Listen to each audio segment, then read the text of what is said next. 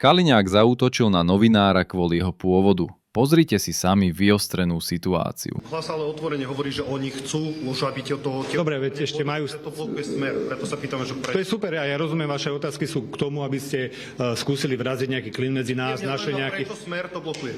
Mohli by ste mi neskákať do rečí, pán redaktor? Pán minister, vy mi vkladáte do úst to, čo... A to je jedno, tak vám to budem vkladať. Pretože vy položíte otázku a ja budem hovoriť, čo chcem. Môžeme sa na tom zhodnúť?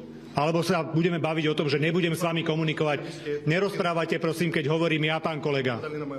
Skončili sme. Vy ste skončili definitívne, pretože ak nie ste schopní počúvať druhý názor, čo ja hovorím, vy sa pýtate a ja odpovedám a vy mi predpisujete, čo ja mám povedať. Tak akože už ste sa úplne zbláznili, chcete sa vrátiť tam, odkiaľ pochádzate? Čo to má byť, pán minister?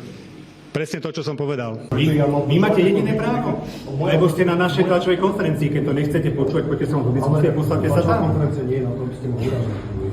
Ja som vás ešte neurazil, vy neviete, čo je to urazil.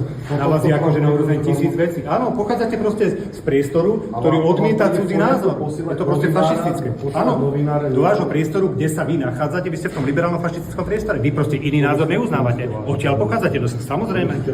Jasné. Akože toto sú osobné urážky na mňa. Tak pretože sa nemáči otázka, keď sa opýtam, prečo Smer nechcel odvolať ministra? Nejde o otázku. Nejde o to, že ja začnem hovoriť a vy do tej odpovede skočíte. To je problém. Nie, pán minister, môžeme si to pustiť. Vtedy, keď ste mi začali, nie, po prvom slove. Po prvom slove. A začali ste hovoriť, že ja hovorím... Poďme si to pustiť. Poďte si to pustiť. Poďte. Máte tu kolega, nebojte sa toho, lebo teraz klamete. Ja sa toho nebojím. Ukážte mi to. Máme kolegu ministra školstva. Preto sa toho bojíte. Čiže keď ideme konfrontovať, už to neviete. No vidíte, toto je ten problém. Prehráte, pretože vy ste začali rozprávať už po prvom slove, pretože vy sa neviete udržať. Pretože vaša nenávisť tak z vás srčí, že sa neviete udržať. Napríklad povedzte to. Čo bolo to prvé slovo? Že ja chcem vám vložiť niečo, neviem teraz presne. Presne to, toto je váš problém, že neviete. Dobre, v piatok si to rozoberám. Pardon.